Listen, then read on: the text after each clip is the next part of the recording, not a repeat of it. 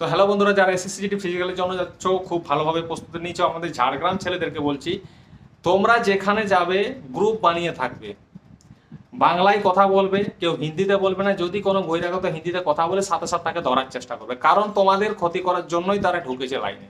ঠিক আছে, চাকরি নিয়ে চলে যাবে, তোমরা কিচ্ছু করতে পারবে না, শুধু এর মুখ তার মুখ তাকাবে। তাই বলবো যে আমাদের Bengal border district, Naxal district, general district, এই তিনটাই ডিস্ট্রিক্ট হয়।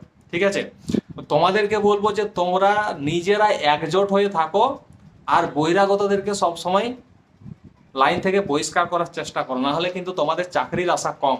এটা মনে করবে না যে তুমি মানে বর্ডার ডিস্ট্রিক্ট, আমি নকশাল ডিস্ট্রিক্ট, এটা মনে করবে যে আমরা দুজনেই ওয়েস্ট বেঙ্গলের, তবেই আমরা কিন্তু এই কাজটা করতে পারবো।